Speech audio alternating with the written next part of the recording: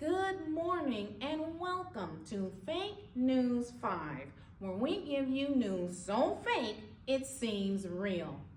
I'm Fakira Newsworthy, and we're live in the mind of Tressa Fernandez, who was about to wake up on Speech Contest Day. Let's tune in.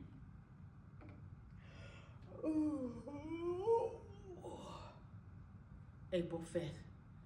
Oh my goodness. Speech Contest Day. I'm not ready. I haven't memorized my speech. I haven't internalized my message. Who do I think I am anyway? No one is gonna care what I have to say. I'm not that great of a speaker. I should just quit. There you have it, ladies and gentlemen, the newsreel that will play in her mind right up until she gives her speech. Join us at 11, where our top story is You're Not Good Enough. And we'll have a special report from Nancy Negatave titled Nobody Likes You, and Here's Why. Madam Toastmaster, fellow Toastmasters, and guests. Have you ever been somewhere where there was a crowd of people and thought someone was staring at you? I mean, they were looking right at you, peering into your soul. So much so that you start fidgeting and wondering, is there something wrong with my hair? Do I have something on my nose? I mean, what are they looking at? My sister, my niece, and I were recently at a church service where my sister was the guest speaker. She was sitting up on the stage during the service, and after the service was over, we were chatting when this woman came up to my sister and asked her, "Excuse me, but why were you staring at me during the whole service?" Staring at you? I don't know what you mean. I don't even know who you are.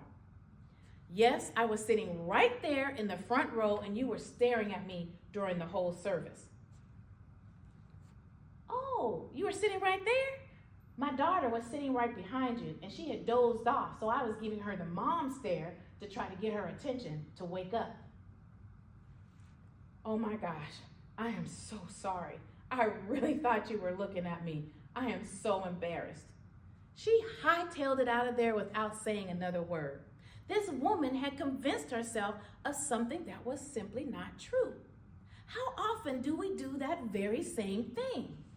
Create fake news in our mind about what we believe about ourselves, other people, or our situation. My husband and I were comfortably living in our rental home for over 8 years, fully convinced of the fake news that we had made too many financial mistakes to buy a home. We never even tried to buy a home. For years, we just enjoyed living in our rental home, convinced that we had made too many mistakes to buy a home. Well, our landlord helped motivate us when in March of 2022, he called us up and let us know he would be selling the house and we would have to move. Oh, the fake news went into hyperdrive, and we were planning our exit strategy to our next rental home when my brother-in-law encouraged us, just try to buy. Turns out it was all a lie. All the things that we had told ourselves about why we couldn't buy a house was not true. We qualified for a home, and yes, there were some challenges and obstacles that we had to overcome, but we are now proud homeowners. Our thoughts drive our behavior and will cause us to do or not do something. That is why it is so important to not only be aware of what we're thinking, but take inventory and toss out the thoughts that aren't true. One way to know that the fake news reel is going on in your mind is when you start thinking in absolutes. Nobody likes me. It'll never happen. Nobody cares. Nobody knows the trouble I've seen. Fake news. So how do we turn the channel from this fake news in our mind? Fact check our thoughts. Challenge them. Find out if they're even true. J.K. Rowling, the famous author of the Harry Potter stories, was a victim of the fake news in her mind. She was a single mom on welfare and she believed that she was a failure. Thoughts like, I'll never be a successful writer. I'll never be good enough. No one will ever buy my stories plagued her. On top of that, she had life happening. Her Harry Potter manuscript was rejected several times. So how did she move past these thoughts and become a world-famous author?